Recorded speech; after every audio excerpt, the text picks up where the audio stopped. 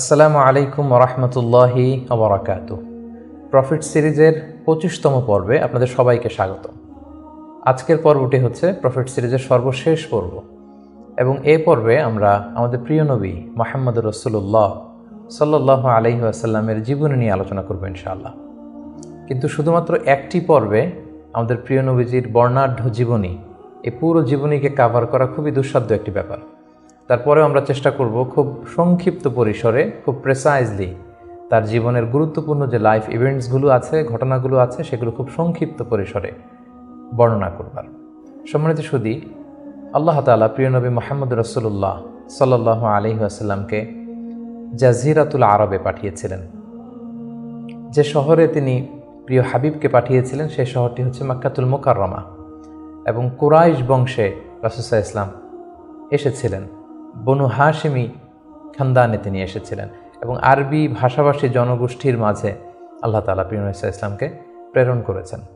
তিনি তার ৪০ বছর বয়সে নবুয়ত লাভ করেছেন এবং সর্বশ্রেষ্ঠ আসমানি কিতাব আল কুরআন আল কারীম কিন্তু প্রিয় নবীজি মুহাম্মদ রাসূলুল্লাহ সাল্লাল্লাহু আলাইহি ওয়াসাল্লামের উপর নাজিল হয়েছে এবং দীর্ঘ ২৩ বছর ধরে মানবজাতির বিভিন্ন সমস্যার সমাধান দেওয়ার জন্য কোরআন আল্লাহ তাআলা নাজিল করেছিলেন।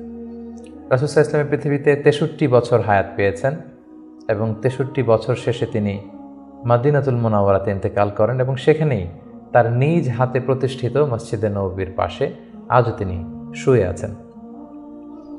আমরা এই প্রফিট সিরিজে সৈয়দনা আদম আলাইহিস সালাম থেকে শুরু করে রাসূল সাল্লাল্লাহু আলাইহি ওয়াসাল্লাম পর্যন্ত কোরআনে বর্ণিত ২৫ জন নবীকে নিয়ে, তাদের জীবনী নিয়ে আমরা এখানে আলোচনা করছি। আর তারই ধারাবাহিকতায় রাসূল সাল্লাল্লাহু আলাইহি ওয়াসাল্লাম হচ্ছেন দ্য লাস্ট মেসেঞ্জার, সর্বশেষ নবী এবং সর্বশেষ রাসূল।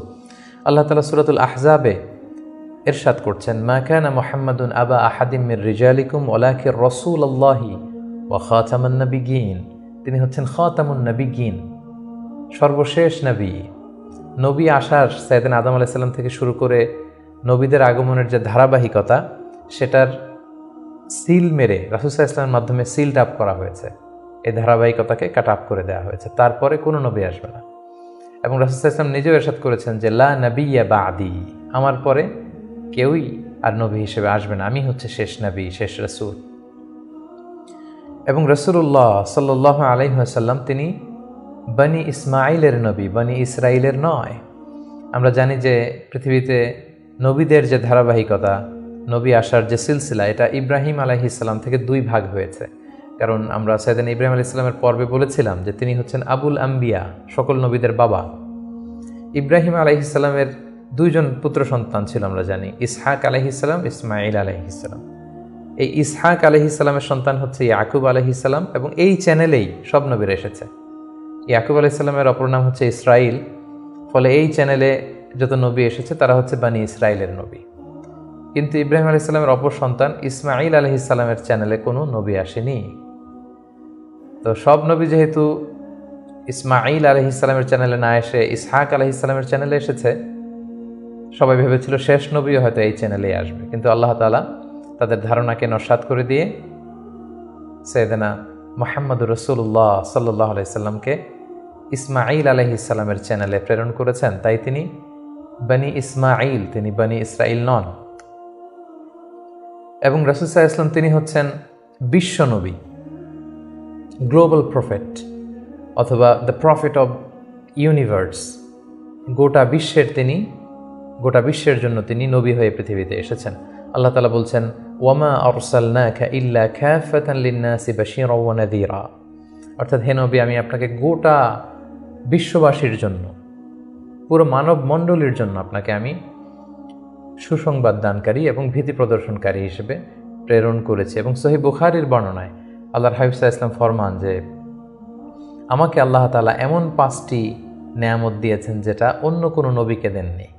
এর মধ্যে একটা হচ্ছে, অন্যান্য সকল নবীকে আল্লাহ তাআলা বিশেষ জনপদের জন্য, বিশেষ জাতিগোষ্ঠীর জন্য নবী করে প্রেরণ করেছেন, কিন্তু আমাকে আল্লাহ তাআলা গোটা মানব মণ্ডলীর জন্য প্রেরণ করেছেন। রাসূল সাল্লাল্লাহু আলাইহি ওয়াসাল্লাম বলেন, ওয়া কানা নাবিয়্যু ইউবআসু ইলা কওমিহি খাসসা, নবীদেরকে তাদের নির্দিষ্ট কওমে, জাতির কাছে নবী হিসেবে পাঠানো হয়েছে।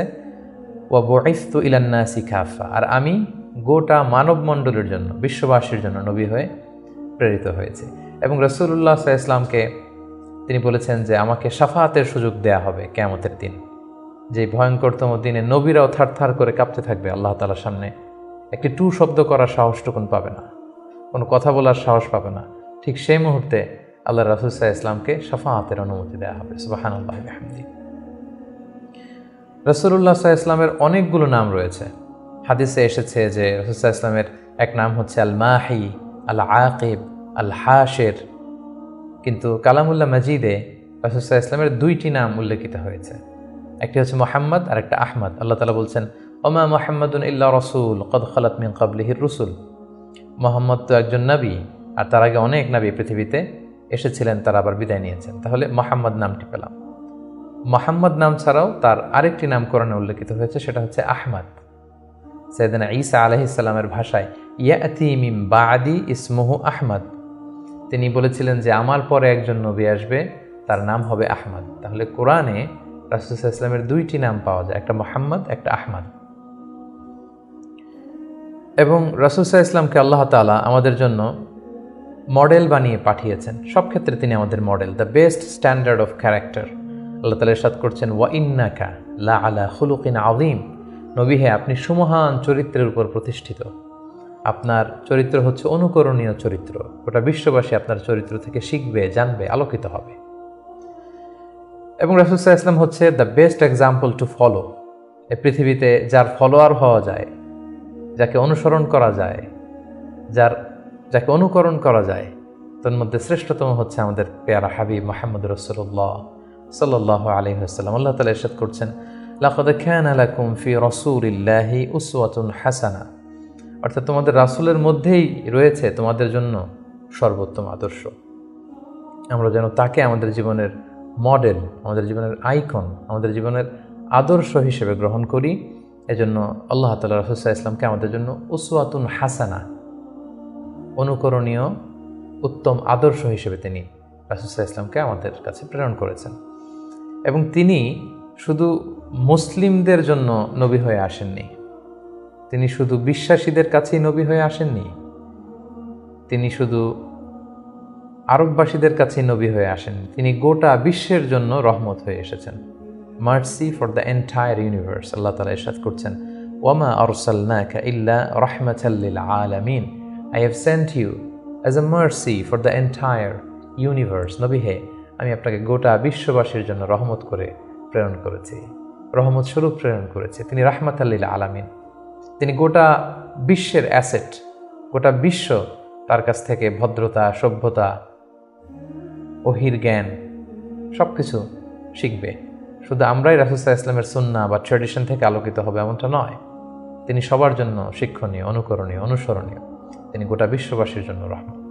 প্রিয় সুধী, যেহেতু তিনি আমাদের জন্য আদর্শ, সেহেতু রাসূল সাল্লাল্লাহু আলাইহি ওয়াসাল্লাম আমাদের জন্য যা নিয়ে এসেছেন সেটাকে যেন আমরা আঁকড়ে ধরি। এটা আল্লাহ তাআলার ভার্ডিক্ট, অর্ডার। আল্লাহ তাআলা ইরশাদ করছেন ওয়ামা আতাকুমুর রাসূলু ফাখুযুহু ওয়ামা নাহাকুম আনহু ফান্তাহু।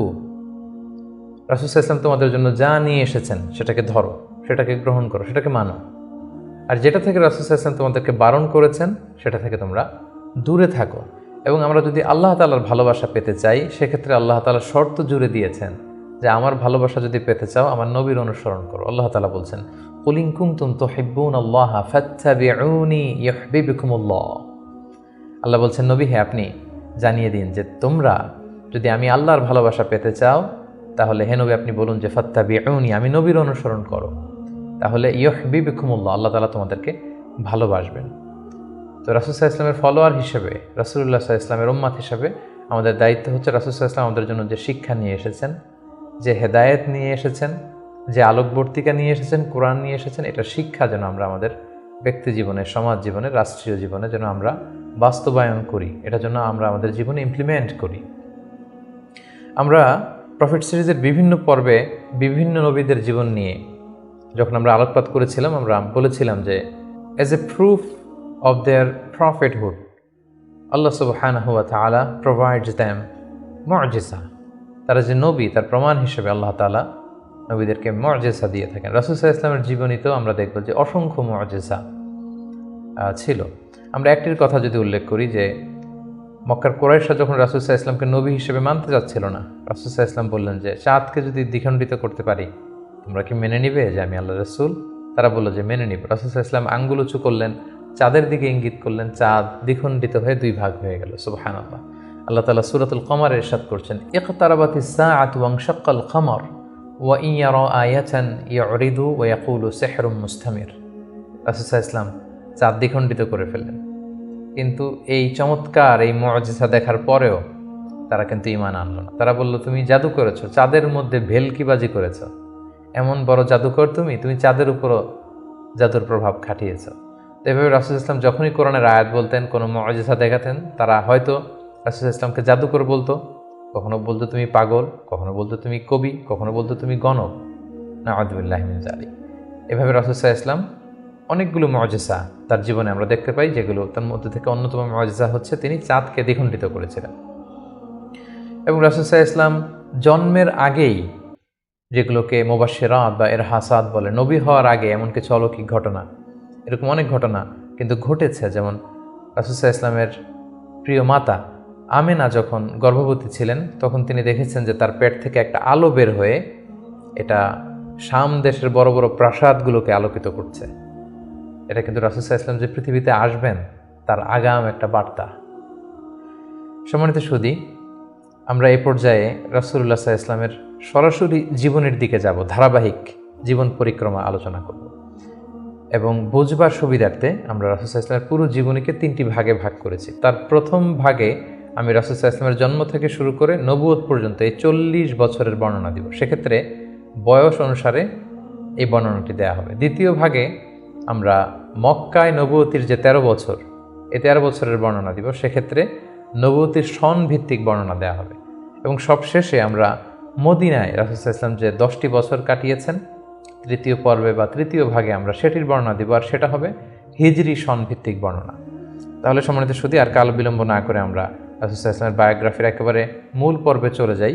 আমরা বলেছি যে প্রথম পর্বে আমরা রাসূল সাল্লাল্লাহু আলাইহি ওয়াসাল্লামের প্রথম 40টি বছরের বর্ণনা দিব, জন্ম থেকে শুরু করে নবী হওয়ার আগ পর্যন্ত।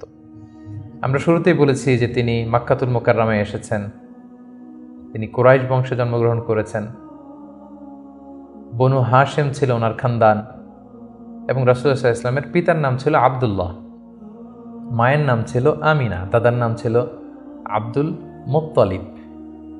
এবং দুঃখজনক হলেও সত্য যে রাসূলুল্লাহ সাল্লাল্লাহু আলাইহি সাল্লামের মাতা পিতার সংসার 7 দিনের বেশি ছিল না। মাত্র বিয়ের পরে তারা 7 দিনের মতো, 1 সপ্তাহের মতো সংসার করেছিলেন। সেই সাংসারিক জীবনেই রাসূল সাল্লাল্লাহু আলাইহি ওয়াসাল্লাম মায়ের গর্ভে এসেছেন। এবং রাসূল সাল্লাল্লাহু আলাইহি ওয়াসাল্লামের পিতা আব্দুল্লাহ তিনি ব্যবসার সফরে বেরিয়ে গিয়েছিলেন, ফেরবার পথে তিনি সেখানে ইন্তেকাল করেছেন। তখন রাসূল সাল্লাল্লাহু আলাইহি ওয়াসাল্লামের বয়স হচ্ছে মায়ের পেটের ভেতরে মাত্র 2 মাস। মায়ের পেটে থাকতেই তিনি বাবাহারা হয়েছেন।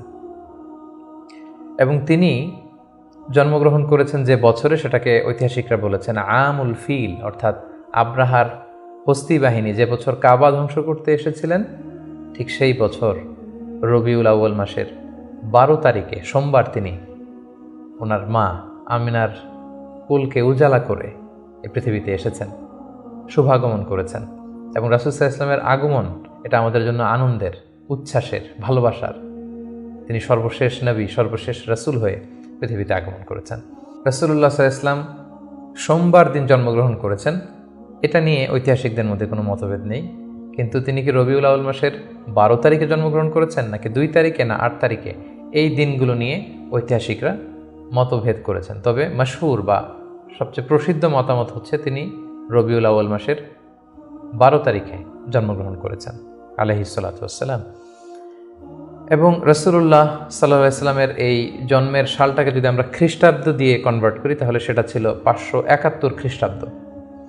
এবং আমরা জানি যে তৎকালীন সময়ে সম্ভ্রান্ত ফ্যামিলির লোকেরা তাদের সন্তানদেরকে ব্রেস্ট ফিডিং উইমেনদের কাছে দিয়ে দিত, দুধমা, তারা এসে তাদেরকে নিয়ে যেত।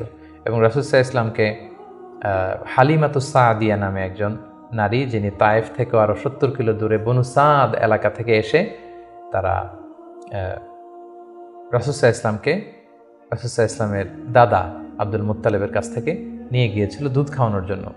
এবং সেটা তারা করতো এই কারণে যে যেহেতু মক্কা শহর, এখানে অনেক ব্যবসায়ীরা আসে, অনেক লোক আসে, এখানে আরবি ভাষার অনেক আঞ্চলিকতার একটা মিক্স আপ হয়ে গিয়েছিল। তাই বেদুইন এলাকাতে একেবারে মরুদ্যান, মরুভূমি আছে, এরকম এলাকাতে যেই ট্রাইবস বা কবিলাগুলো আছে, সেখানে যদি ছেলেমেয়েরা বড় হয়, তাদের যেমনি স্বাস্থ্য ভালো থাকে, তাদের ভাষাটা যেমনি পিওর হয়, আরবি মুবিন, সুস্পষ্ট আরবি ভাষায় তারা কথা বলতে পারে। সো সম্ভ্রান্ত এবং ট্রেডিশনাল ফ্যামিলির লোকজন এটাই করত। তার ধারাবাহিকতায় রাসূল সাল্লাল্লাহু আলাইহি ওয়াসাল্লামকে বনু সাদ গোত্র থেকে এসে হালিমাতুস সাদিয়া বনু সাদ গোষ্ঠীর কাছে নিয়ে গেল, যে তাকে লালন পালন করবে, কয়েক বছর দুধ খাওয়াবে। এটা ঘটেছিল তার জন্মের পরপরই। এবং রাসূল সাল্লাল্লাহু আলাইহি ওয়াসাল্লামের বয়স যখন 2, তখন অল্প কিছু দিনের জন্য হালিমাতুস সাদিয়া সেই বনু সাদ থেকে আবার মক্কায় নিয়ে এসেছিল, যাতে রাসূল সাল্লাল্লাহু আলাইহি ওয়াসাল্লামের মা আমিনা কিছুদিনের জন্য ছেলের সঙ্গ পান। কিছুদিন যখন আমিনা সঙ্গ পেল, তারপর আবার তাকে বনু সাদে নিয়ে যাওয়া হলো এবং রাসূলুল্লাহ সাল্লাল্লাহু আলাইহি ওয়াসাল্লাম হালিমাতুস সাদিয়ার দুগ্ধ পান করতে লাগলেন। হালিমাতুস সাদিয়ার সন্তানদের সাথে মরুদ্যান, মরুভূমির সেই বেদুইন পরিবেশে বেড়ে উঠতে লাগলেন। সেখানকার যে পিওর ল্যাঙ্গুয়েজ আছে, আরবি ভাষা শিখতে লাগলেন। এবং রাসূল সাল্লাল্লাহু আলাইহি ওয়াসাল্লামের বয়স যখন 4, তখন তার প্রথম শাক্কে সাদার হয়েছে, যেটাকে সিনা চাক বলে, ওপেন হার্ট সার্জারি। রাসূল সাল্লাল্লাহু আলাইহি ওয়াসাল্লামের জীবনে মোট 3 বার এটা ঘটেছিল। বয়স যখন 4 তখন একবার, ওহী নাজিলের সময় একবার, মেরাজ যখন তিনি গিয়েছিলেন তখন একবার। রাসূল সাল্লাল্লাহু আলাইহি ওয়াসাল্লাম মরুভূমিতে বনু সাদ গোষ্ঠীর ছোট ছেলেদের সাথে খেলাধুলা করছিলেন। হঠাৎ জিবরাইল আলাইহিস সালাম এসে রাসূল সাল্লাল্লাহু আলাইহি ওয়াসাল্লামকে এক পাশে নিয়ে গলা থেকে শুরু করে নাভি পর্যন্ত ছিঁড়ে রাসূল সাল্লাল্লাহু আলাইহি ওয়াসাল্লামের হৃদয়টাকে বের করে জামজামের পানি দিয়ে ধৌত করে আবার ভেতরে ঢুকিয়ে দিলেন। এই জায়গাটাকে আবার মিলিয়ে ফেললেন, যেটা আধুনিক সময়ে আমরা এটাকে ওপেন হার্ট সার্জারি বলি। এই দৃশ্য হালিমাতুস সাদিয়ার ছেলেমেয়েরা দেখে ভয়ে দৌড়াতে লাগলো। মায়ের কাছে যেয়ে বলল, আমাদের কোরাইশি ভাই বোধহয় মারা গিয়েছে। হালিমাতুস সাদিয়া বিচলিত হয়ে আসলেন, দেখলেন যে না, মারা যায়নি। মুহাম্মদ, শিশু মুহাম্মদ, তিনি বিচলিত অবস্থায় আছেন। তারা ভয় পেয়ে গেলেন এবং ভাবলেন যে না, এই ছেলের যদি কিছু হয়ে যায় তাহলে তো এর দায়ভার আমার উপর আসবে, আমরা দিয়ে আসবো মুহাম্মদকে। রাসূল সাল্লাল্লাহু আলাইহি ওয়াসাল্লামের বয়স যখন 5, তখন হালিমাতুস সাদিয়া রাসূল সাল্লাল্লাহু আলাইহি ওয়াসাল্লামকে নিয়ে, ছোট্ট মুহাম্মদ সাল্লাল্লাহু আলাইহি ওয়াসাল্লামকে নিয়ে তার মায়ের কাছে দিয়ে আসলেন। যেহেতু 5 বছর বয়সে এখন তিনি সুস্পষ্ট আরবিতে কথা বলতে পারেন এবং দুধ খাওয়ানো তো সেই 2 বছর বয়সেই শেষ। তিনি মরুভূমির সুন্দর প্রকৃতিতে সুঠাম দেহ নিয়ে বড় হচ্ছেন, সুন্দর আরবি ভাষায় কথা বলতে পারেন। 5 বছর বয়সে মায়ের কাছে ফিরিয়ে দেয়া হলো। এবং রাসূল সাল্লাল্লাহু আলাইহি ওয়াসাল্লামের আম্মা আমিনা, তিনি প্রতি বছর রাসূল সাল্লাল্লাহু আলাইহি ওয়াসাল্লামের বাবার কবর জিয়ারত করতে ইয়াসরিবে যেতেন, যেটা পরবর্তীতে মদিনা নামকরণ হবে, আমরা শুনব সেই ঘটনা। প্রতি বছর যেহেতু তিনি যান, রাসূল সাল্লাল্লাহু আলাইহি ওয়াসাল্লামকে যখন নিয়ে আসা হলো, তার পরের বছর তিনি রাসূল সাল্লাল্লাহু আলাইহি ওয়াসাল্লামকে নিয়ে রাসূল সাল্লাল্লাহু আলাইহি ওয়াসাল্লামের বাবার কবর জিয়ারত করতে গেলেন। রাসূল সাল্লাল্লাহু আলাইহি ওয়াসাল্লামের বয়স তখন 6 বছরের ছোট্ট বালক। জিয়ারত করলেন। জিয়ারত করে ফিরে আসার পথে রাসূল সাল্লাল্লাহু আলাইহি ওয়াসাল্লামের মাতা আমিনা, তিনি মারা গেলেন মক্কা মদিনার মাঝখানে আবওয়া নামক জায়গায়। আল্লাহু আকবার। বয়স যখন মায়ের পেটে 2 মাস, বাবা হারা হলেন, পিতৃহারা। বয়স যখন মাত্র 6, মাতৃহারা, এখন কমপ্লিট ইয়াতিম মুহাম্মদ সাল্লাল্লাহু আলাইহি ওয়াসাল্লাম, বাবা মা হারা। তখন সাথে উম্মে আইমান নামে একজন দাসী ছিল, যিনি রাসূল সাল্লাল্লাহু আলাইহি ওয়াসাল্লামকে খুব ভালোবাসতেন, মায়ের কষ্ট বুঝতে দেননি। সেখান থেকে নিয়ে দাদার কাছে মক্কায় চলে আসলেন এবং রাসূল সাল্লাল্লাহু আলাইহি ওয়াসাল্লাম পরবর্তীতে বলেছিলেন, উম্মে আইমান ইয়া উম্মি বা'দা উম্মি, আমার মায়ের পরে উম্মে আইমানই আমার মা। সুবহানাল্লাহ। মক্কাতে যখন নিয়ে আসা হলো রাসূল সাল্লাল্লাহু আলাইহি ওয়াসাল্লামকে, শিশু মুহাম্মদকে, তখন তার দাদা আব্দুল মুত্তালিব তার দেখভালের দায়িত্ব নিলেন। কিন্তু অবাক করা কাণ্ড হচ্ছে, রাসূল সাল্লাল্লাহু আলাইহি ওয়াসাল্লাম যখন মাত্র 8 বছর বয়সে উপনীত হলেন, তার দাদাও ইন্তেকাল করলেন। এবার মাও নেই, বাবাও নেই, দাদাও নেই। ঠিক তখন রাসূল সাল্লাল্লাহু আলাইহি ওয়াসাল্লাম তার চাচা আবু তালেবের কাছে মানুষ হতে লাগলেন। রাসূল সাল্লাল্লাহু আলাইহি ওয়াসাল্লাম তার বয়স যখন 12, তখন তার চাচা আবু তালেব রাসূল সাল্লাল্লাহু আলাইহি ওয়াসাল্লামকে নিয়ে ব্যবসার কাজে শাম দেশের দিকে রওনা হয়েছিলেন। আমরা সেখানে বুহাইরা আর রাহেব, যে খ্রিস্টান পাদ্রী, তার গুরু পাদ্রীর কাছে শুনেছিলেন যে শেষ জামানার নবী তার শৈশব বয়সে বা কৈশোর বয়সে এই মরুভূমির পাশ দিয়ে যাবে। এটা শোনার পর থেকে বুহাইরা বছরের পর বছর এখানে ধ্যানমগ্ন থাকতো এবং অপেক্ষা করত। লম্বা ঘটনা। সম্মানিত, শুধু আমরা বলে রাখি যে আমরা কোনো ঘটনাতেই লম্বা চূড়া ঢুকে যাব না। আমরা শুধু কখন কি ইনসিডেন্ট হয়েছিল সেটা একটু করে আপনাদের সাথে শেয়ার করবার চেষ্টা করব। বহাইরা আর রাহেব তার চাচা আবু তালেবকে বলল, এই ছেলে মোহাম্মদ নবী হবে, তার ভবিষ্যৎ অনেক উজ্জ্বল, ইহুদিরা যাতে জানতে না পারে, তুমি ফিরে যাও। এই ঘটনাটা তার বয়স যখন 12 তখন ঘটেছিল। রাসূল সাল্লাল্লাহু আলাইহি ওয়াসাল্লামের বয়স যখন 13 তখন থেকে তিনি মক্কার লোকদের ছাগল চড়াতে শুরু করলেন, মেষ পালক হিসেবে ক্যারিয়ার শুরু করলেন। অল্প কিছু পারিশ্রমিকের বিনিময়ে তিনি এটা করতেন। এটা শুধু রাসূল সাল্লাল্লাহু আলাইহি ওয়াসাল্লামের জীবনীতেই নয়, সমস্ত আম্বিয়া আলাইহিস সালামের জীবনীতে এটা ঘটেছে। সেই বুখারীর বর্ণনা, প্রিয়নবী বলেন, মা বাআসাল্লাহু নাবিয়্যান ইল্লা রাআল গানাম, এই পৃথিবীতে আল্লাহ এমন কোনো নবী পাঠাননি যাদেরকে দিয়ে আল্লাহ মেষ চড়াননি। সুবহানাল্লাহ। রাসূল সাল্লাল্লাহু আলাইহি ওয়াসাল্লাম এটা শুরু করেছিলেন। রাসূল সাল্লাল্লাহু আলাইহি ওয়াসাল্লামের বয়স যখন 20 তখন তিনি তরুণ যুবক, ওই বয়সে তিনি হিলফুল ফুজুল সংগঠন করেছিলেন। আরবিতে যেটাকে বলা হয় হালাফুল ফুদুল বা হালাফুল মুত্তাইয়িবিন, যুব সংগঠন করেছিলেন। এটার উদ্দেশ্য কী ছিল? যাতে মক্কাতে কেউ মাজলুম না হয়। এক লোক তার পণ্য বিক্রি করেছে, মক্কার এক সম্ভ্রান্ত লোক পণ্য কিনে টাকা দিতে চায়নি। সে পাহাড়ে উঠে চিৎকার করে বলল, মক্কায় কি এমন ন্যায়পরায়ণ কেউ নেই যে আমার টাকাটা উদ্ধার করে দিতে পারে? রাসূল ইসলাম এই দৃশ্য দেখে কষ্ট পেলেন। তিনি প্রায় এরকম দৃশ্য দেখতেন যে জালিমরা অসহায় গরিব লোকদেরকে মক্কায় এভাবে ঠকাচ্ছে। তিনি তার চাচা আর জুবাইর ইবনে আব্দুল মুত্তালিব সহ ওনাদের সমবয়স্ক ইয়াংদেরকে নিয়ে একটা সোসাইটি করলেন। এই সোসাইটির নাম তারা দিলেন হালাফুল ফুদুল, যেটা বাংলায় আমরা হিলফুল ফুজুল বলি। এবং তারা এই সংগঠনের নাম দিয়েছিলেন হালাফুল মুত্তাইয়িবিন। বেসিকলি তারা, আরব দেশের ট্রেডিশন ছিল, তারা যখন সংঘবদ্ধ হতো তারা এক গামলা রঙের ভেতরে হাত ঢুকিয়ে দিয়ে তারা পাথরের মধ্যে হাতের ছাপ দিত। সবাই এভাবে হাতের ছাপ দিয়ে তারা প্রমাণ দিত যে আমরা ঐক্যবদ্ধ, সংঘবদ্ধ আছি। তো এভাবে রাসূল সাল্লাল্লাহু আলাইহি ওয়াসাল্লাম যখন এই যুব সংগঠন করলেন, তখন আর জালিমরা সাহস পেল না গরিবদেরকে ঠকাতে, এবং তারা গরিবদের হক এভাবে উদ্ধার করে দিত। সুবহানাল্লাহি ওয়া বিহামদিহি। রাসূল সাল্লাল্লাহু আলাইহি ওয়াসাল্লামের বয়স যখন 25 তখন তিনি দ্বিতীয়বারের জন্য মক্কার বাইরে গেলেন। শাম দেশে তিনি ব্যবসায়িক কাজে গেলেন, এবং সেটা ছিল মূলত খাদিজাতুল কুবরা রাদিয়াল্লাহু তাআলা আনহা, যিনি মক্কার একজন সম্ভ্রান্ত নারী ছিলেন। তিনি সম্পদ বা অর্থ ইনভেস্ট করেছিলেন, এবং রাসূল সাল্লাল্লাহু আলাইহি ওয়াসাল্লাম তার হয়ে তার প্রোডাক্টগুলো নিয়ে বিক্রির জন্য গিয়েছিলেন। এবং তিনি সফর শেষে অঢেল সম্পদ, অঢেল অর্থ করি তিনি প্রফিট করে দিয়েছিলেন অন বিহাফ অফ খাদিজা রাদিয়াল্লাহু তাআলা। এবং খাদিজা রাদিয়াল্লাহু তাআলা এটা দেখে খুব খুশি হয়েছিলেন, এবং রাসূল সাল্লাল্লাহু আলাইহি ওয়াসাল্লামের যে পোর্শন সেটাও রাসূল সাল্লাল্লাহু আলাইহি ওয়াসাল্লাম পেয়েছিল। এই সফরে, এই ব্যবসায়িক সফরে খাদিজা রাদিয়াল্লাহু তাআলা আনহার একজন দাসী ছিল, নাম মাইসারা। তিনি ছিলেন সফর সঙ্গে, কাফেলার মধ্যে তিনিও ছিলেন। সফর শেষে যখন রাসূল সাল্লাল্লাহু আলাইহি ওয়াসাল্লাম অনেক লাভ করে, প্রফিট করে ফিরলেন, তখন খাদিজা রাদিয়াল্লাহু তাআলা আনহা খুব খুশি হলেন। এবং মাইসারা তখন খাদিজাকে জানান দিল যে, খাদিজা, এই মানুষ মুহাম্মদ কোনো সাধারণ মানুষ নন। খাদিজা বললেন, তাই নাকি?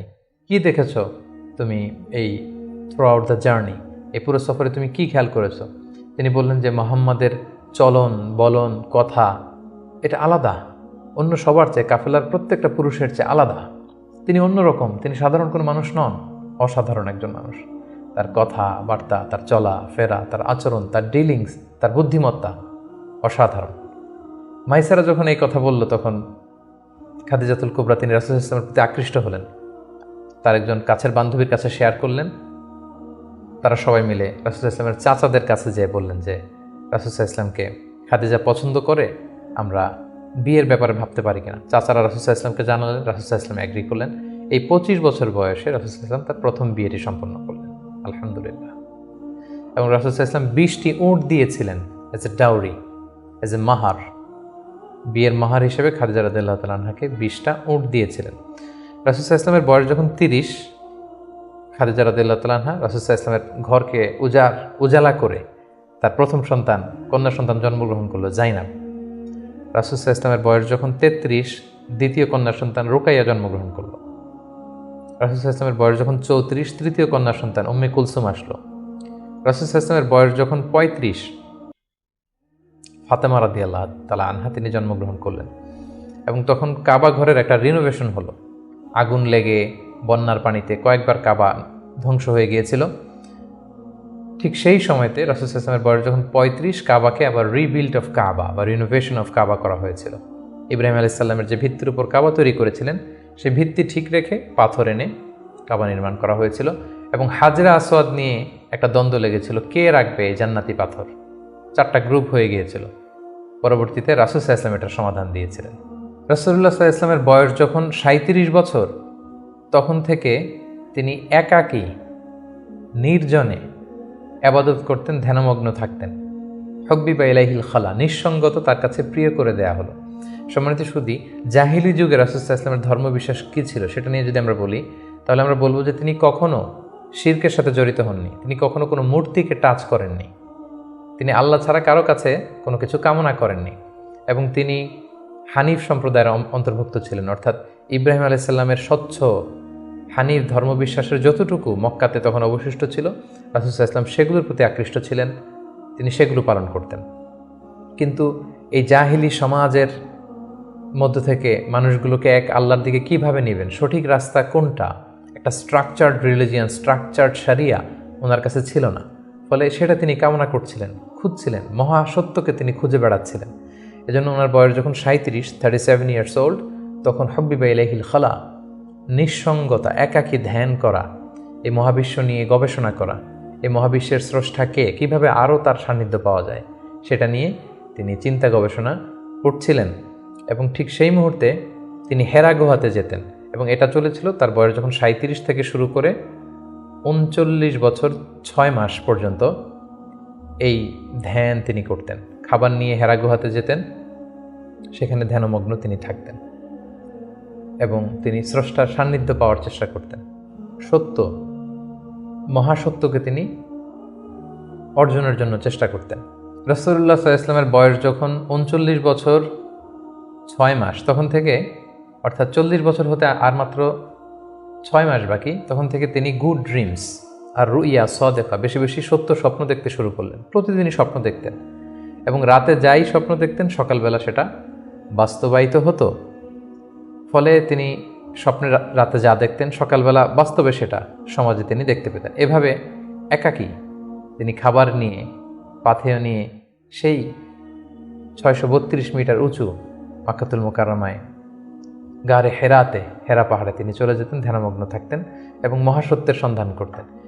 ঠিক তার বয়স যখন 40 বছরে উপনীত হলো, তিনি মহাসত্যের সন্ধান পেলেন। সুবহানাল্লাহ বিহামদি। সেদিনা জিবরাইল আলাইহিস সালাম রেশমি কাপড়ে সূরাতুল আলাকের প্রথম 5 আয়াত নিয়ে এসে বললেন, পড়ুন। তিনি বললেন, আমি তো পড়তে জানি না। কয়েকবার বলার পরে পড়তে জানেন না তিনি বললেন। তিনি রাসূল সাল্লাল্লাহু আলাইহি ওয়াসাল্লামকে 3 বার জড়িয়ে ধরলেন। এবার তিনি পড়লেন, ইকরা বিসমি রাব্বিকাল্লাযী খালাক, খালাকাল ইনসানা মিন আলাক, ইকরা ওয়া রাব্বুকাল আকরাম আল্লাযী আল্লামা বিল কলম, আল্লামাল ইনসানা মা লাম ইয়ালাম। এই যে কোরআনের প্রথম 5 আয়াত হেরা গুহাতে নাজিল হলো, তখন রাসূল সাল্লাল্লাহু আলাইহি ওয়াসাল্লাম পড়লেন। 5টি আয়াত পড়ে তিনি হেরা গুহা থেকে কাঁপতে কাঁপতে নেমে আসলেন। নেমে এসে দেখেন জিবরাইল আলাইহিস সালামকে তার প্রকৃত রূপে দেখলেন, যে বিশাল আকৃতির, দিগন্ত বিস্তৃত তার আকৃতি। তিনি আরো ভয় পেলেন। এই 5 আয়াত নিয়ে তিনি নিচে নেমে আসলেন, কাঁপতে লাগলেন, এবং আম্মাজান খাদিজা ওনার স্ত্রীর কাছে এসে বললেন, জাম্মিলুনি জাম্মিলুনি, আমার ভয় লাগছে, আমাকে কম্বল চাপা দাও। কম্বল চাপা দেয়া হলো, আয়াত নাজিল হলো, ইয়া আইয়ুহাল মুজাম্মিল কুমিল লাইলা ইল্লা কালিলা, এ কম্বলওয়ালা দাঁড়াও, দাঁড়িয়ে তাহাজ্জুদের সালাত পড়ো। তিনি বললেন, আমাকে দাসতিরুনি দাসতিরুনি, আমাকে বস্ত্র দিয়ে চাপা দাও, আমার ভয় লাগছে, আমি মনে হয় মারা যাব। রাসূল ইসলামের গায়ে জ্বর এসে গেল, কাঁপুনি এসে গেল। কারণ কোরআনটা হচ্ছে ইন্না সানুলকি আলাইকা কওলান সাকিলা, এটা খুব ভারী, পাওয়ারফুল একটা স্ট্রং মেসেজ। এটা রিসিভ করা এত সহজ কোনো বিষয় নয়। যখন তিনি বললেন, কাপড় দিয়ে আমাকে আচ্ছাদন করো, আয়াত নাজিল হলো, ইয়া আইয়ুহাল মুদ্দাসসির কুম ফাআনযির, হে কাপড়ওয়ালা দাঁড়াও, কুম দাঁড়াও, বসে থাকার সময় নেই, কুম ফাআনযির, মানুষকে সতর্ক করো। এই যে রাসূল সাল্লাল্লাহু আলাইহি ওয়াসাল্লাম দাঁড়ালেন আর বিশ্রামের সময়টুকু পেলেন না, কোরআন নাজিল হতে লাগলো। রাসূল সাল্লাল্লাহু আলাইহি ওয়াসাল্লাম ভয় পেতে লাগলেন শুরুর দিকে। আম্মাজান খাদিজা আশ্বস্ত করে বললেন যে আপনি ভয় পাবেন না, আপনার মধ্যে অনেক ভালো গুণাবলী আছে, আল্লাহ আপনাকে কখনোই অপদস্থ করবেন না। তিনি তার কাজিনের কাছে, ওরাকা ইবনে নাওফলের কাছে নিয়ে গেলেন। তিনিও আশ্বস্ত করলেন যে যাকে তুমি দেখেছো বিশাল আকৃতিতে, যে তোমার কাছে সূরা আলাকের 5 আয়াত নিয়ে এসেছে, তিনি হচ্ছেন নামুস, সে জিবরিল। তোমার আগে সব নবীদের কাছে তিনিই আসতেন আল্লাহর বাণী নিয়ে। সুবহানাল্লাহ। ভয় পেও না, তুমি চালিয়ে যাও।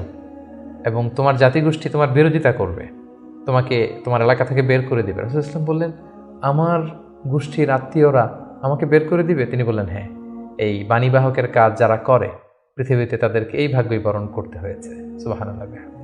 সম্মানিত শুধু এভাবে ইকরা বিসমি রাব্বিকাল্লাযী খালাক, read in the name of your lord who has created, এই বাণী নাজিলের মধ্য দিয়ে রাসূল সাল্লাল্লাহু আলাইহি ওয়াসাল্লাম অফিশিয়ালি নবী হলেন, নবুয়ত লাভ করলেন এবং তার বয়স ছিল তখন 40 বছর। তাহলে আমরা প্রথম পর্ব শেষ করলাম, যেখানে আমরা বলেছি প্রথম পর্বে আমরা রাসূলুল্লাহ ইসলামের জন্ম থেকে শুরু করে নবী হওয়া পর্যন্ত এই 40 বছরের বর্ণনা আমরা প্রথম পর্বে শুনলাম। এবারে আমরা দ্বিতীয় পর্বে চলে যাব।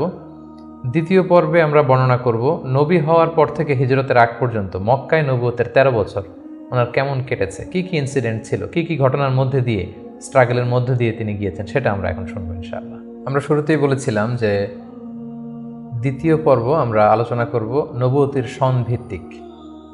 তো নবুয়তির প্রথম বছরে রাসূলুল্লাহ সাল্লাল্লাহু আলাইহি ওয়াসাল্লামের কাছে কোরআনের আয়াত যাই নাজিল হতো সেটা তিনি খুব প্রাইভেটলি কাছের লোকদের কাছে প্রচার করতেন, অন্যদেরকে বলতেন না। ফলে তিনি যে নবী হয়েছেন এটা ওনার কাছের লোকজন ছাড়া কেউ জানতে পারেনি।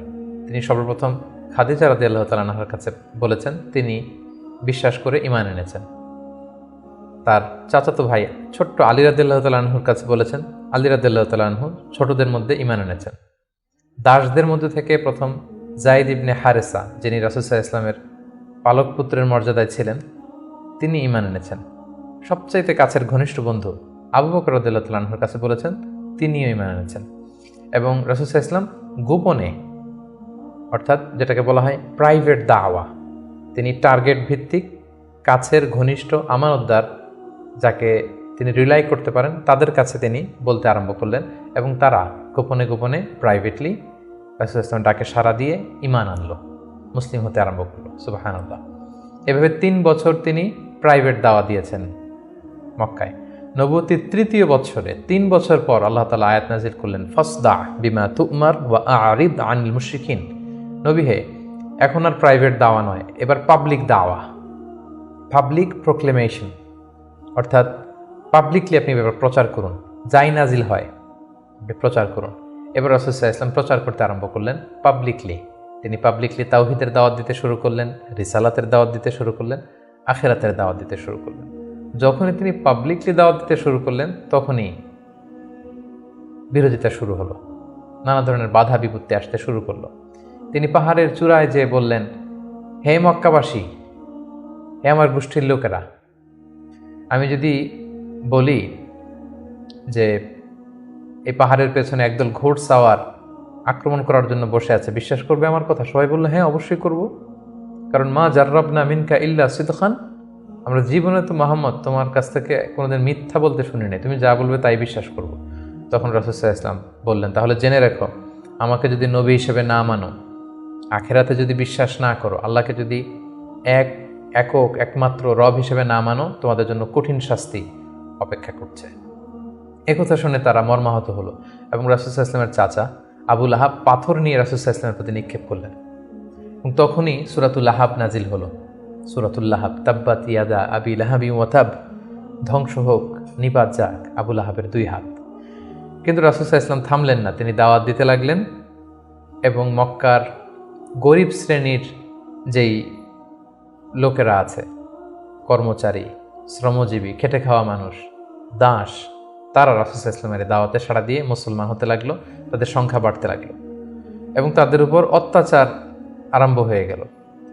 নবুয়তির 5ম বৎসরে এই ক্ল্যাশ, এই সংঘাত মারাত্মক আকারে রূপ নিল।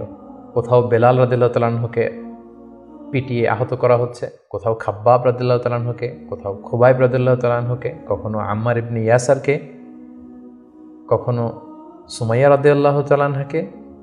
তাদেরকে নানাভাবে নির্যাতন, অত্যাচার শুরু করা হলো এবং উপায়ন্তর না দেখে নবুয়তির 5ম বছর রাসূল সাল্লাল্লাহু আলাইহি ওয়াসাল্লাম বললেন যে না, এভাবে অত্যাচারের মধ্য দিয়ে যাওয়া যায় না। আমি শুনেছি যে নাজ্জাশির বাদশাহ, ইথিওপিয়াতে হাবাসাতে একজন বাদশাহ আছে, ইমামুন আদিল, এ জাস্ট কিং, তার কাছে কেউ নাকি অত্যাচারিত হয় না, তোমরা সেখানে হিজরত করো। নবুয়তির 5ম বৎসর একটা বিশাল সংখ্যক মুসলিম সাহাবী তারা আবিসিনিয়াতে হিজরত করলো। এবং এই বছরই পাপিষ্ঠ আবু জাহাল বর্ষার আঘাতে ইসলামের প্রথম নারী শাহিদা সুমাইয়া রাদিয়াল্লাহু তাআলা আনহাকে তিনি শহীদ করে দিয়েছিলেন, হত্যা করেছিলেন।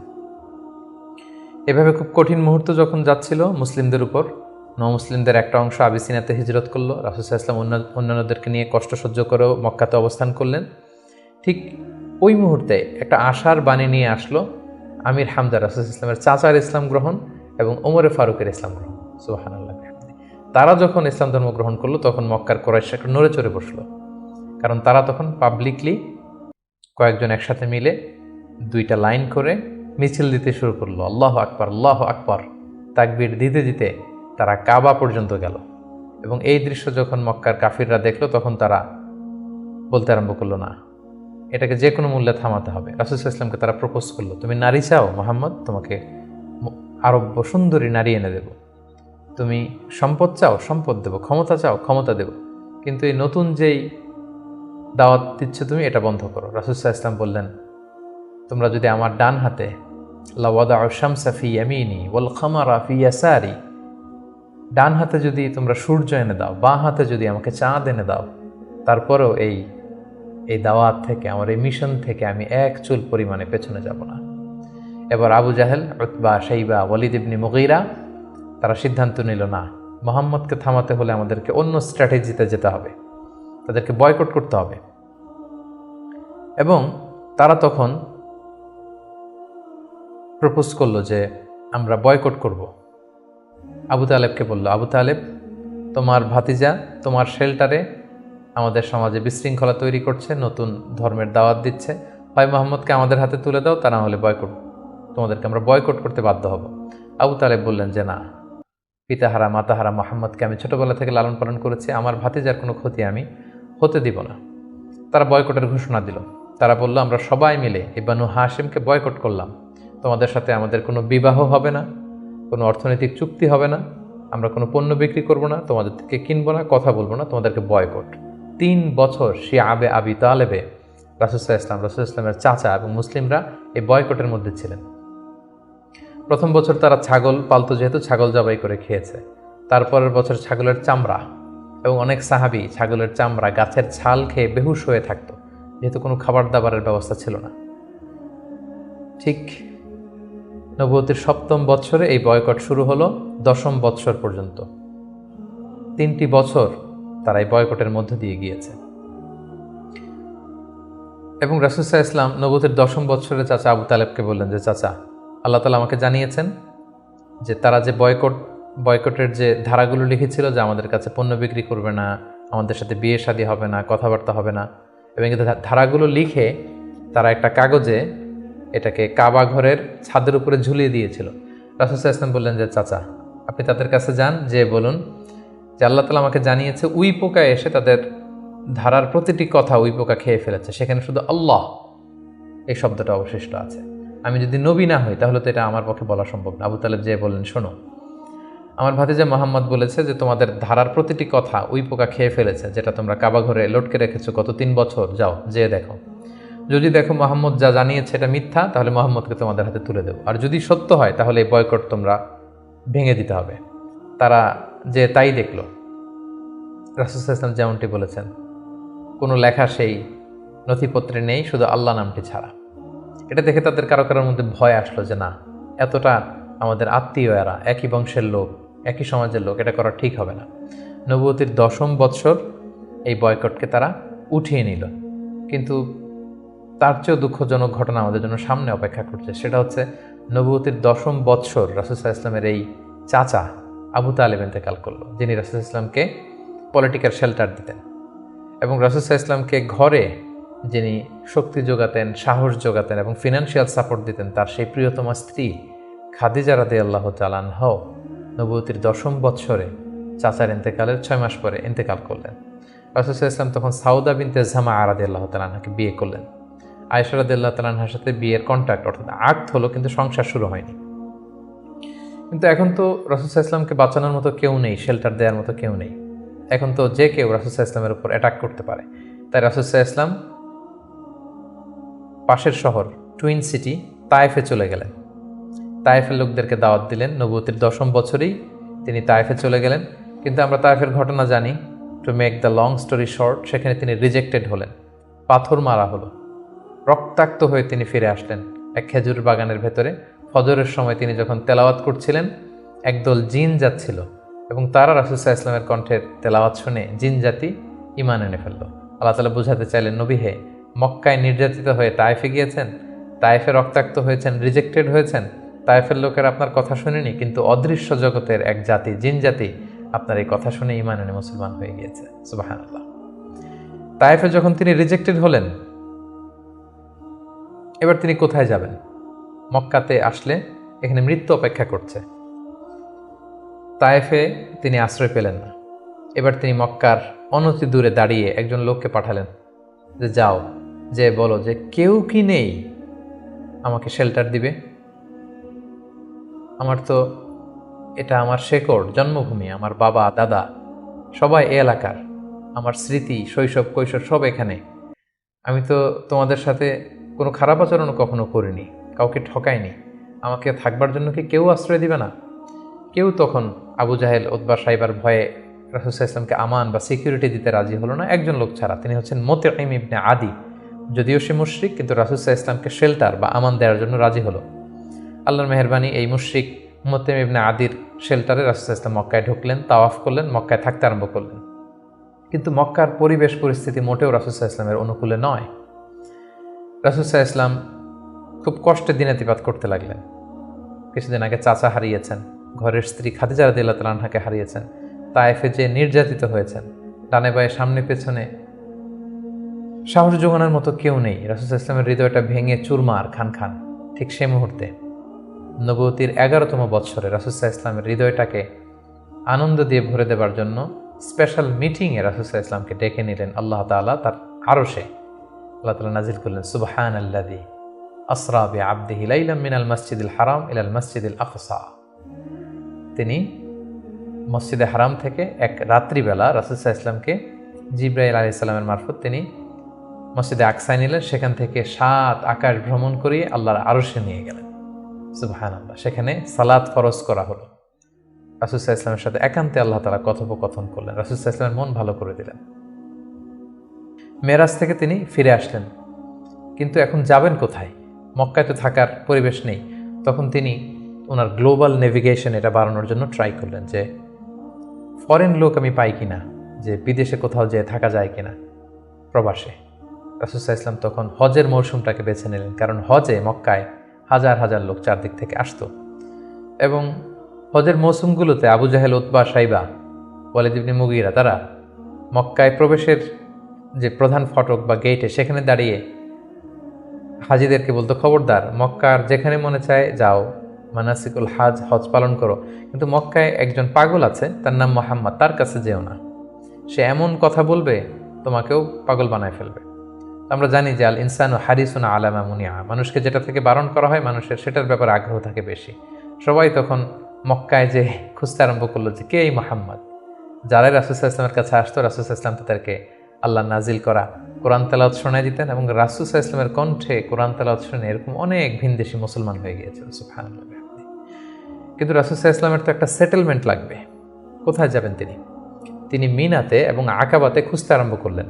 নবুয়তির 11তম বৎসরে খুঁজতে খুঁজতে হঠাৎ মিনার একটা টেন্টে, তাঁবুতে তিনি ঢুকলেন। 6 জন লোক সেখানে বসা। রাসূল সাল্লাল্লাহু আলাইহি ওয়াসাল্লাম জিজ্ঞেস করলেন, তোমরা কারা? তারা বলল, আমরা খাজরাজ গোষ্ঠীর মানুষ, ইয়াসরিব আমাদের বাড়ি। মদিনার পূর্ব নাম ছিল ইয়াসরিব।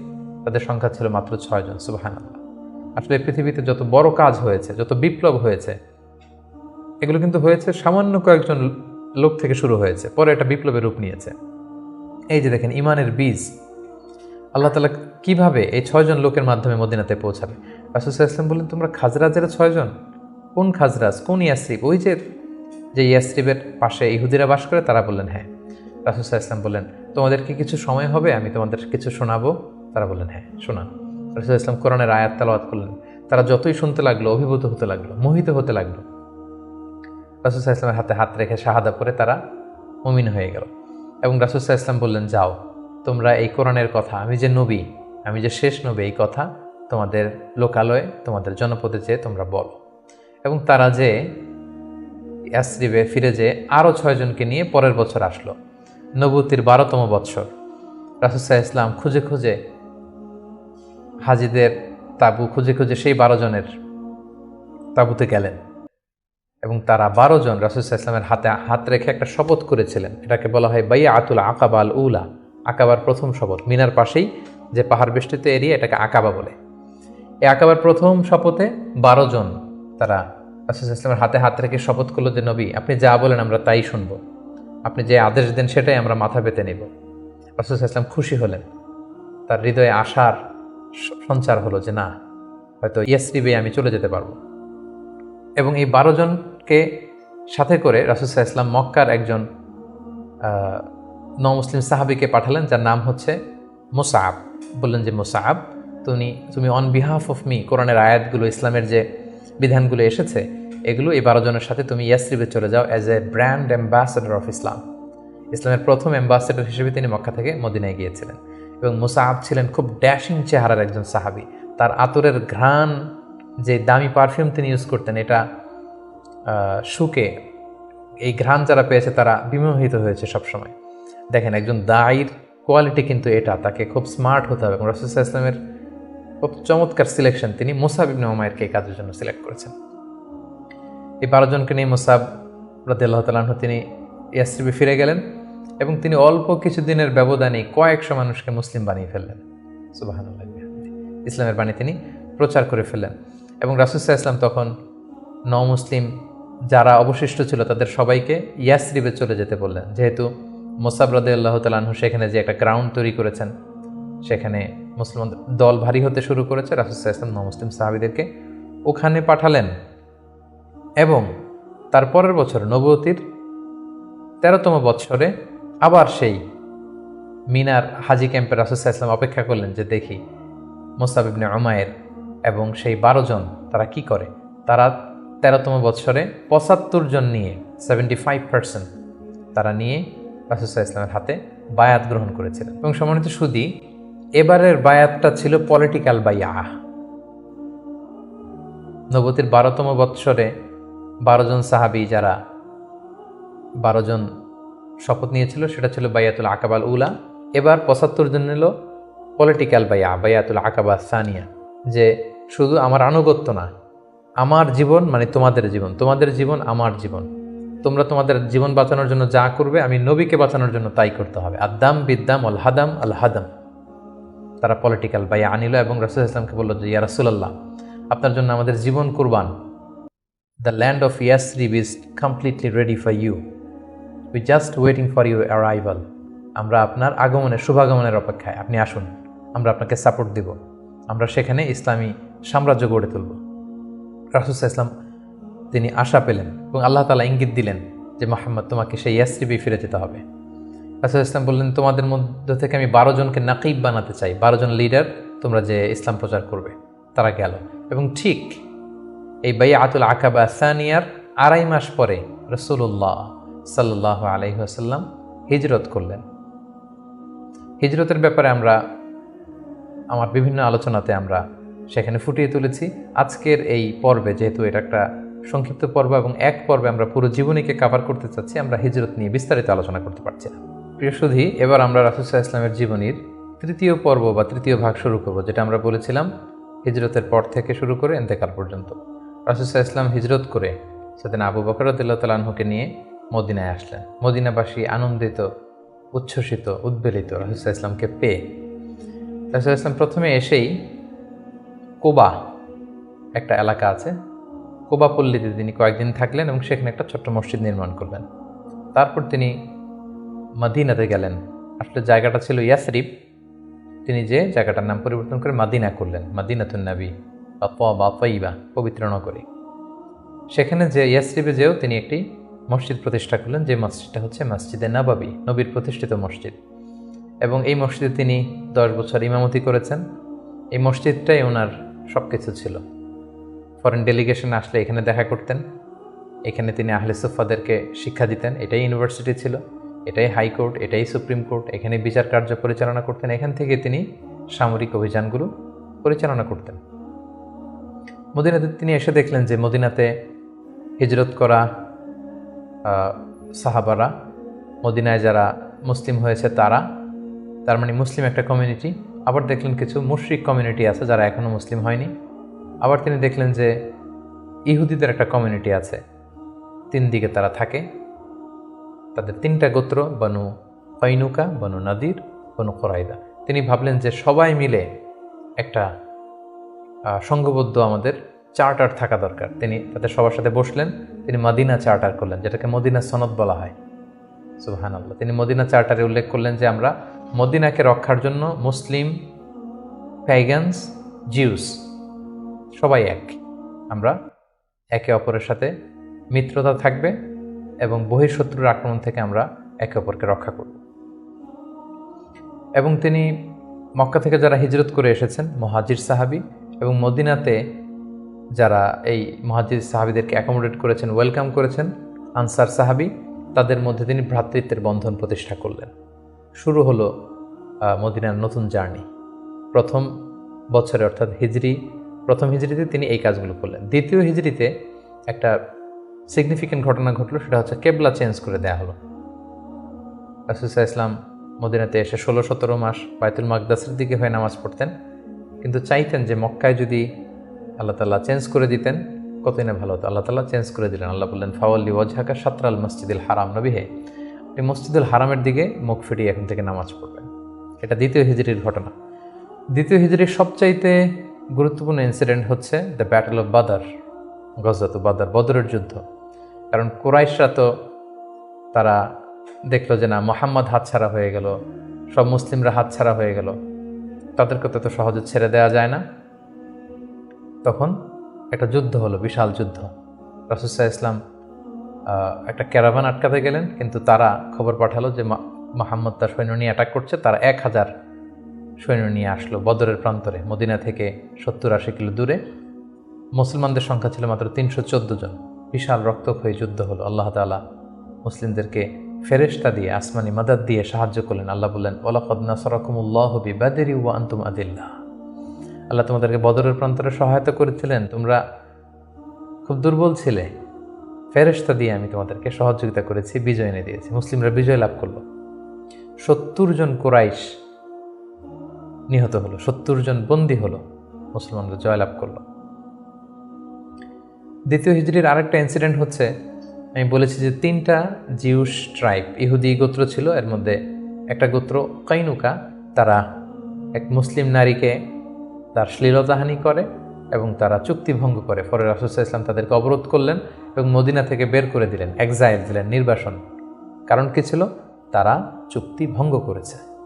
রাসূল সাল্লাল্লাহু আলাইহি ওয়াসাল্লাম কখনো আগ বাড়িয়ে কারোর সাথে বিরোধিতায় জড়াননি, শান্তি নষ্ট করেননি। তিনি মদিনায় যে একটা শান্তিময় সাম্রাজ্য গঠন করবার জন্য মদিনা চার্টার করেছেন, মদিনা সনদ আমরা যেটা বলেছি। কিন্তু সর্বপ্রথম এটা ভঙ্গ করলো কারা? বনু কৈনুকা নামে যে ইহুদি গোত্র আছে তারা। রাসূল সাল্লাল্লাহু আলাইহি ওয়াসাল্লাম তাদেরকে নির্বাসন দিলেন। এবং দ্বিতীয় হিজরিতে রোজার বিধান এবং যাকাতের বিধানকে ফরজ করা হলো। তৃতীয় হিজরির সবচেয়ে গুরুত্বপূর্ণ ঘটনা হচ্ছে উহুদের যুদ্ধ। কারণ 1 বছর আগে দ্বিতীয় হিজরিতে কুরাইশদের 70 জন নিহত হয়েছে, 70 জন বন্দী হয়েছে। তাদের যেই ক্ষত, ঘা, এটা শুকায়নি। সেটা শোধ নেওয়ার জন্য, প্রতিশোধ নেওয়ার জন্য তারা আসলো 3000 সৈন্য নিয়ে। মুসলিমরা ছিল মাত্র 1000। ইনিশিয়ালি রাসূল সাল্লাল্লাহু আলাইহি ওয়াসাল্লামের কিছু দিক নির্দেশনা অমান্য করার কারণে মুসলিমরা পরাজিত হতে আরম্ভ করলো, কিন্তু শেষের দিকে তারা আবার যুদ্ধে একটা ব্যালেন্স তৈরি করলো। কিন্তু তারপরেও 70 জন মুসলিম এই যুদ্ধে শহীদ হয়েছেন। এবং রাসূল সাল্লাল্লাহু আলাইহি ওয়াসাল্লাম তার প্রিয়তম চাচা হামজা ইবনে আব্দুল মুত্তালিব, যাকে সাইয়্যিদুশ শুহাদা ঘোষণা দেওয়া হয়েছে, এবং যে মুসআব ইবনে উমাইরকে দ্য ফার্স্ট অ্যাম্বাসেডর করে তিনি পাঠিয়েছিলেন, এই যুদ্ধে তিনিও শহীদ হয়েছেন। 70 জন সাহাবীকে রাসূল সাল্লাল্লাহু আলাইহি ওয়াসাল্লাম হারিয়েছেন সেই যুদ্ধে। তৃতীয় হিজরিতে রাসূল সাল্লাল্লাহু আলাইহি ওয়াসাল্লাম হাফসা রাদিয়াল্লাহু তাআলা আনহাকে বিয়ে করেন, জাইনাব বিনতে খুজাইমাকে বিয়ে করেন। এবং তৃতীয় হিজরি সনে ফাতেমা রাদিয়াল্লাহু তাআলা আনহা, আলী রাদিয়াল্লাহু তাআলা আনহার ঘরকে উজালা করে রাসূল সাল্লাল্লাহু আলাইহি ওয়াসাল্লামের প্রথম নাতি হাসান রাদিয়াল্লাহু তাআলা আনহু জন্মগ্রহণ করেছিলেন। চতুর্থ হিজরির একটা মর্মান্তিক ঘটনা হচ্ছে বীরে মাউনার ঘটনা। নাজদ থেকে কিছু লোক এসে রাসূল সাল্লাল্লাহু আলাইহি ওয়াসাল্লামকে বললেন, আপনি কিছু সাহাবাকে, কারি সাহাবাকে, হাফেজ সাহাবাদেরকে আমাদের সাথে পাঠান, তারা নজদে এসে আমাদেরকে ইসলাম শিখাবে। রাসূল ইসলাম 70 জন কারি সাহাবাকে বিশ্বাস করে পাঠিয়েছিলেন যে তাদেরকে নিয়ে যাও, তারা ইসলাম শেখাবে, কিন্তু তারা বিশ্বাসঘাতকতা করে এই সাহাবীদেরকে হত্যা করেছিল। এটা বীরে মাউনার ঘটনা। রাসূল ইসলাম অত্যন্ত মর্মাহত হয়েছিলেন। এবং 4র্থ হিজরির আরেকটা ঘটনা হচ্ছে যে বনু নাদির, ইহুদিদের যে দ্বিতীয় গোষ্ঠী, বনু নাদিরকে রাসূল সাল্লাল্লাহু আলাইহি ওয়াসাল্লাম নির্বাসন দিয়েছিলেন, মদিনা থেকে বের করে দিয়েছিলেন। কারণ কি? একই ঘটনা, বিশ্বাসঘাতকতা, দ্য ট্রেচারি, বিশ্বাসঘাতকতার কারণে। রাসূল সাল্লাল্লাহু আলাইহি ওয়াসাল্লাম আবু বকর, ওমর ফারুককে নিয়ে রক্তপণ কালেকশন করবার জন্য সেখানে গিয়েছিলেন এবং তারা বলল যে হ্যাঁ, আমরা এটাতে অংশগ্রহণ করবো, আপনি আসুন। কিন্তু তারা প্ল্যান করে রেখেছিল যে রাসূল সাল্লাল্লাহু আলাইহি ওয়াসাল্লামকে এমন একটা ঘরের নিচে বসাবেন যেই ঘরের উপর থেকে একজন ইহুদি বড় একটা পাথরের খণ্ড রাসূল সাল্লাল্লাহু আলাইহি ওয়াসাল্লামের মাথায় নিক্ষেপ করবেন, যাতে রাসূল সাল্লাল্লাহু আলাইহি ওয়াসাল্লাম সেখানে নিহত হন। এই প্ল্যান করে রাসূল সাল্লাল্লাহু আলাইহি ওয়াসাল্লামকে ঠিক ওই লোকেশনে যখন ডাকলেন, রাসূল সাল্লাল্লাহু আলাইহি ওয়াসাল্লাম যাচ্ছিলেন, ইন দ্য মিন টাইম আল্লাহ তাআলা রাসূল সাল্লাল্লাহু আলাইহি ওয়াসাল্লামকে সব জানিয়ে দিলেন তাদের কনস্পাইরেসি। জিবরাইল আলাইহিস সালাম বললেন, ইয়া রাসূলুল্লাহ, এই মুহূর্তে এখান থেকে আপনি চলে যান মদিনায়। মদিনায় আসলেন, এসে বিশাল বাহিনী গঠন করে বনু নাদিরকে তিনি ঘেরাও করলেন এবং তাদেরকে এই এলাকা থেকে উৎখাত করলেন এই বিশ্বাসঘাতকতার কারণে। যেহেতু মদিনা চার্টার ছিল একে অপরের শুভ কামনা করবে, শুভাকাঙ্ক্ষী হবে, মিত্র হিসেবে কাজ করবে, কিন্তু তারা রাসূল সাল্লাল্লাহু আলাইহি ওয়াসাল্লামকে হত্যার ষড়যন্ত্র করেছিল। তাদেরকে রাসূল সাল্লাল্লাহু আলাইহি ওয়াসাল্লাম এখান থেকে বের করে দিলেন। এবং 4র্থ হিজরিতে মদকে আল্লাহ তাআলা হারাম ঘোষণা করলেন। এটা ছিল একটা গুরুত্বপূর্ণ ঘটনা। 5ম হিজরিতে অনেকগুলো ঘটনা ঘটেছে, এর মধ্যে অন্যতম হচ্ছে বনুল মুস্তালিকের যুদ্ধ হয়েছিল। তারা রাসূল সাল্লাল্লাহু আলাইহি ওয়াসাল্লামকে অতর্কিত আক্রমণ করতে চেয়েছিল, রাসূল সাল্লাল্লাহু আলাইহি ওয়াসাল্লাম আগেই তাদেরকে আক্রমণ করে এলাকা দখল করলেন।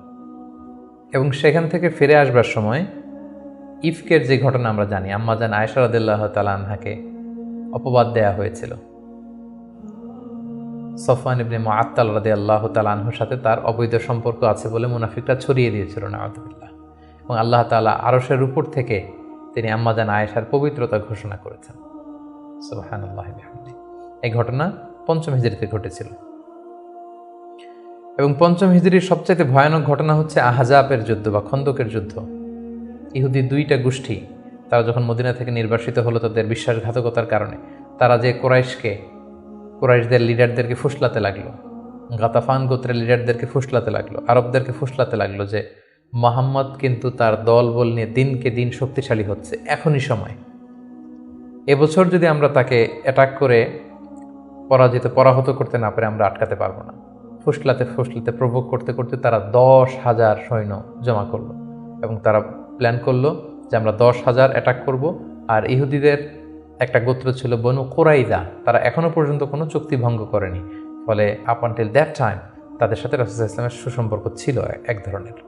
তারা প্ল্যান করলো কোনোভাবে আমরা ভেতর থেকে বিশ্বাসঘাতকতার জন্য বনু কুরাইজাকে আমরা বলবো। তারা সেটাই করলো, 10,000 সৈন্য মদিনাতে অ্যাটাক করলো। এখন রাসূল সাল্লাল্লাহু আলাইহি ওয়াসাল্লাম কী করবেন? এই ছোট্ট বাহিনী নিয়ে তো 10,000 শক্তিশালী বাহিনীকে সামলানো সম্ভব নয়। রাসূল সাল্লাল্লাহু আলাইহি ওয়াসাল্লাম মিটিং করলেন, কনসাল্ট করলেন। সালমান আল ফারিসি তিনি বললেন যে আমরা আমাদের পারস্যে যুদ্ধের অনেকগুলো মাধ্যমের একটা মাধ্যম হচ্ছে ট্রেঞ্চ খনন করি, পরীক্ষা খনন করি। বিশাল মদিনার চারদিকে বিশাল গর্ত করে আমরা এমন পরীক্ষা খনন করব ফলে আর মদিনাতে আসতেই পারবেন। আসতে হলে আগে মই দিয়ে নিচে নামতে হবে, তারপরে আবার মই দিয়ে উপরে উঠতে হবে। এই মুহূর্তেই আমরা তীর মেরে তাদেরকে নাস্তানাবুদ করতে পারবো। রাসূল ইসলাম রাজি হলেন। কয়েক কিলোমিটার ব্যাপী মদিনার 2 দিকে এক পাশ থেকে আরেক পাশে বিশাল পরীক্ষা খনন করলেন সব সাহাবা। রাসূল ইসলাম নিজেও এই পরীক্ষা খননের কাজে অংশগ্রহণ করলেন। 10,000 সৈন্যবাহিনী আসলো, তারা ভেতর থেকে বনু কুরাইজাকে বিশ্বাসঘাতকতার জন্য উদ্বুদ্ধ করলো। তারা রাজি হচ্ছিল না, অবশেষে রাজি হলো। রাসূল ইসলাম আল্লাহ সাহায্য চাইলেন যে আল্লাহ, ভেতর থেকে যদি বনু কুরাইজা বিশ্বাসঘাতকতা করে অ্যাটাক করে, বাইরে থেকে ওরা যদি আসে, আমরা তো শেষ হয়ে যাব। আল্লাহ তাআলা এমন তুফান দিলেন, এমন বাতাস দিলেন, এমন ঠান্ডা আবহাওয়া দিলেন, 10,000 সৈন্য, অস্ত্র শস্ত্রে সজ্জিত সৈন্য নাস্তানাবুদ হয়ে লণ্ডভণ্ড হয়ে কে কোথায় গেল, কাদের তাবু ভেঙে কে কোন দিকে ছুটলো তারা নিজেরাও টের পেল না। এভাবে আল্লাহ তাআলা এই কনফেডারেটস, এই বিশাল বাহিনীর হাত থেকে রাসূল সাল্লাল্লাহু আলাইহি ওয়াসাল্লামকে মদিনাবাসীকে রক্ষা করলেন। রাসূল সাল্লাল্লাহু আলাইহি ওয়াসাল্লাম এবার তলোয়ার নামিয়ে ফেলতে চাইলেন। জিবরাইল আলাইহিস সালাম বললেন, ইয়া রাসূলুল্লাহ, আপনি যুদ্ধ শেষ করেছেন, আমরা তো করিনি। বনু কুরাইজার কথা কি ভুলে গেছেন? ইহুদিদের যে একটা ট্রাইব যারা বিশ্বাসঘাতকতা করলো তাদেরকে অ্যাটাক করো। রাসূলুল্লাহ সাল্লাল্লাহু আলাইহি সাল্লাম পঞ্চম হিজরিতে এবার বনু কুরাইজাকে অ্যাটাক করলেন। পরে তারা বাধ্য হলো তাদের মিত্র সাদ বিন মুআজ রাদিয়াল্লাহু তাআলা আনহু যেটা বলবে এটাই ফয়সালা হবে। দীর্ঘদিন তারা রাসূল সাল্লাল্লাহু আলাইহি সাল্লাম তাদেরকে চারদিক থেকে ঘেরাও করে রাখলো। পরে সাদ বিন মুআজ বললেন যে এটা বড় বিশ্বাসঘাতকতা, তাদের এই বিশ্বাসঘাতকতা যদি সফল হতো আমরা সবাই মারা যেতাম। সো আমার রায় হচ্ছে তাদের এই বিশ্বাসঘাতকতার শাস্তি হতে হবে অনেক বড়। তাদের মধ্য থেকে যারা মুসলিমদের বিরুদ্ধে তলোয়ার ধরেছে তাদেরকে এক্সিকিউশন করা হবে, তাদের নারীদেরকে বন্দী করা হবে। রাসূল সাল্লাল্লাহু আলাইহি ওয়াসাল্লাম সাদ বিন মুআজের এই পরামর্শকে মেনে নিলেন, এই রায়কে মেনে নিলেন। ষষ্ঠ হিজরিতে রাসূলুল্লাহ সাল্লাল্লাহু আলাইহি সাল্লাম তিনি স্বপ্ন দেখলেন যে তিনি উমরা করছেন, এবং আমরা জানি নবীদের স্বপ্ন হচ্ছে ওহী। তিনি সাহাবীদের কাছে স্বপ্নের কথা জানালেন। 1400 সাহাবীকে নিয়ে তিনি উমরা করতে গেলেন। কিন্তু আমরা জানি যে উমরা করতে যেতে হবে মক্কায়। মক্কায় তো শত্রুর বসবাস, কুরাইশরা। তারা রাসূল সাল্লাল্লাহু আলাইহি ওয়াসাল্লামকে ঢুকতে দিল না। সাহাবারা বললেন, ইয়া রাসূলুল্লাহ, যুদ্ধের ঘোষণা দিন, আমরা যুদ্ধ করব। রাসূল সাল্লাল্লাহু আলাইহি ওয়াসাল্লাম বললেন, আমি যুদ্ধ করতে আসিনি, আমি উমরা করতে এসেছি। তখন সেখানে রাসূল সাল্লাল্লাহু আলাইহি ওয়াসাল্লাম তাদের সাথে একটা ট্রিটি করলেন, পিস ট্রিটি, যেটাকে ঐতিহাসিকরা হুদায়বিয়া সন্ধি বলা হয়। এটা ষষ্ঠ হিজরির জিলকদ মাসে হয়েছিল। সেখানে ট্রিটিতে বলা হয়েছে যে এবছর মুসলমানরা উমরা করতে পারবে না, ফিরে যাবে উমরা ছাড়াই। আগামী বছর আমরা সুযোগ দিব, তবে মাত্র 3 দিনের জন্য আসবে, কোনো অস্ত্র ছাড়া উমরা করে চলে যাবে। সাহাবীরা এটা মানতেই চাচ্ছিলেন না। রাসূল সাল্লাল্লাহু আলাইহি ওয়াসাল্লাম বললেন যে থামো, আমরা এটাতেই রাজি। এবং তারা আরও কিছু ধারা দিল এই সন্ধির, যে মক্কা থেকে কেউ যদি মদিনাতে যায় মুসলিম হয়ে, মদিনাবাসী তাদেরকে ফেরত দিতে হবে। কিন্তু মদিনা থেকে কেউ মক্কায় আসলে মক্কাবাসী ফেরত দিতে বাধ্য থাকবে না। আর দুই পক্ষের সাথে যে কেউ অ্যালায়েন্স করতে পারবে। ফলে বনু খুজা গেল রাসূল সাল্লাল্লাহু আলাইহি ওয়াসাল্লামের পক্ষে, বনু বকর গেল কুরাইশদের পক্ষে। এভাবে হুদায়বিয়ার সন্ধিটি হলো। সাহাবারা কেউ মানতে পারল না। রাসূল সাল্লাল্লাহু আলাইহি ওয়াসাল্লাম বললেন, সন্ধি স্বাক্ষরিত হয়ে গিয়েছে, সবাই মাথার চুল হলক করে হালাল হয়ে যাও, আমরা এখন মদিনায় ফিরে যাব। কেউ হালাল হচ্ছিল না। পরে উম্মে সালামা রাদিয়াল্লাহু তাআলা আনহার পরামর্শে রাসূল সাল্লাল্লাহু আলাইহি ওয়াসাল্লাম নিজেই তার পশু জবাই করলেন, নিজের মাথা নিজে হাল্লাক দিয়ে তিনি মাথা মুন্ডন করলেন। ফলে সবাই সেটি করল। সাহাবীদের কাছে মনে হচ্ছিল যে এটা একটা অপমান। 1400 সাহাবী মুসলিম, সাদা এহরামের কাপড় পরে আমরা আসলাম, কিন্তু আমাদেরকে ঢুকতে দেয়া হলো না। রাসূল সাল্লাল্লাহু আলাইহি ওয়াসাল্লাম বললেন, না, এই সন্ধি আল্লাহ তাআলা বলেছেন যে ইন্না ফাতাহনা আলাকা ফাতহাম মুবিনা, নবী হে, তোমাদেরকে আমি বিজয় দিব। এবং চূড়ান্ত বিজয়ের জন্য এই সন্ধিটা গুরুত্বপূর্ণ ছিল। কারণ এখন দাওয়াতি কাজ চারদিকে ছড়িয়ে দেওয়ার জন্য কিছুদিন যুদ্ধ বিগ্রহ বন্ধের দরকার আছে। আল্লাহ তাআলা এই সন্ধির মাধ্যমে কেমন যেন মুসলমানদেরকে সেই ফেভারটিই দিলেন, সেই সুযোগটি করে দিলেন। সুবহানাল্লাহ। সপ্তম হিজরির গুরুত্বপূর্ণ একটি ঘটনা হচ্ছে খায়বার যুদ্ধ। রাসূল সাল্লাল্লাহু আলাইহি ওয়াসাল্লাম খায়বার বিজয় করলেন। মদিনা থেকে বেশ দূরে ইহুদিদের সেখানে বিশাল পল্লী, বিশাল বসতি, এবং যাদেরকে তিনি নির্বাসন দিয়েছিলেন তারা যে সেখানে বসবাস করছিল। রাসূল সাল্লাল্লাহু আলাইহি ওয়াসাল্লাম খায়বার বিজয় করলেন, এবং খায়বার বিজিত হয়েছিল সাইয়েদনা আলী রাদিয়াল্লাহু তাআলা আনহুর হাতে। খায়বার যখন বিজয় হলো, খায়বারের বিশাল ল্যান্ড, খেজুর বাগান, রাসূল সাল্লাল্লাহু আলাইহি ওয়াসাল্লাম এগুলো পেলেন এবং চুক্তিতে আসলেন যে খায়বারের ইহুদিরা তারা সারা বছর জুড়ে যতটুকু খেজুর তারা উৎপাদন করবে এবং ফলমূল চাষ করবে তার অর্ধেক মদিনাতে দেয়া হবে। এবং খায়বার বিজয়ের পর থেকেই কিন্তু বেসিকলি মদিনাতে সাহাবাদের একটু অর্থনৈতিক সচ্ছলতা ফিরে আসলো। এবং ইন দ্য মিন টাইম সেই নবুয়তির 5ম বছরে যখন অত্যাচার হচ্ছিল, জাফর ইবনে আবি তালেব যখন তার সাথে করে রাসূল সাল্লাল্লাহু আলাইহি ওয়াসাল্লাম অনেককে নমুসলিমকে আবিসিনিয়ায় পাঠিয়েছিলেন, খায়বার বিজয়ের পরে রাসূল সাল্লাল্লাহু আলাইহি ওয়াসাল্লাম তাদেরকে নিয়ে আসলেন, তারা সবাই চলে আসলো। এবং এই সপ্তম হিজরিতে রাসূল সাল্লাল্লাহু আলাইহি ওয়াসাল্লাম আশেপাশের বড় বড় যে রাজা আছে, কিং আছে, সুপার পাওয়ার আছে, তাদের কাছে তিনি চিঠি লিখে পাঠালেন যে মিন মুহাম্মদ ইলা হিরাকল আদিমের রোম। এইভাবে সবার কাছে তিনি চিঠি লিখে পাঠালেন যে আসলিম তাসলাম, সালামুন আলা মানিত্তাবা আল হুদা, শান্তি তাদের প্রতি যারা হেদায়েতকে মানে। ফলে ইন্টারন্যাশনাল ইসলামকে পৌঁছানোর একটা সুযোগ কিন্তু ঠিক তখন রাসূল সাল্লাল্লাহু আলাইহি ওয়াসাল্লামের হলো। এবং সপ্তম হিজরিতে রাসূল সাল্লাল্লাহু আলাইহি ওয়াসাল্লাম সাহাবাদেরকে নিয়ে উমরা করে আসলেন। এটাকে বলা হয় উমরাতুল কাদা। কারণ আমরা জানি যে ষষ্ঠ হিজরিতে তিনি উমরা করতে পারেননি, এবং সেই হুদায়বিয়া সন্ধির একটা ধারা ছিল এবছর ফিরে যেতে হবে, পরের বছর এসে উমরা করবে। রাসূলুল্লাহ সাল্লাল্লাহু আলাইহি ওয়াসাল্লাম পরের বছর যে উমরা করে আসলেন, এবং ঠিক সেই বছরই রাসূল সাল্লাল্লাহু আলাইহি ওয়াসাল্লাম মাইমুনা বিনতে হারেস রাদিয়াল্লাহু তাআলা আনহাকে বিয়ে করেছিলেন। সম্মানিত সুধী, রাসূল সাল্লাল্লাহু আলাইহি ওয়াসাল্লামের জীবনের প্রতিটি স্টেপে, প্রতিটি পদক্ষেপে, প্রতিটি ঘটনা থেকে অসংখ্য অসংখ্য শিক্ষা আমাদের জন্য রয়েছে এবং বের করা সম্ভব। কিন্তু আজকের এক পর্বে এই সবগুলো শিক্ষা বা লেসন নিয়ে বা টিচিং নিয়ে আমাদের পক্ষে আলোচনা করা সম্ভব না। আমরা প্রফিট সিরিজের সর্বশেষ পর্বে আমরা এতটুকুই বলতে চাই যে আমরা এক পর্বে খুব সংক্ষিপ্ত পরিসরে এখানে উল্লেখ করলাম, আমরা কেবলমাত্র রাসূল সাল্লাল্লাহু আলাইহি ওয়াসাল্লামের সিরার উপর 50 পর্ব কিংবা 100 পর্বের একটা ধারাবাহিক সিরিজ করার প্রত্যাশা রাখি। আল্লাহ তাআলা আমাদেরকে তৌফিক দান করুক।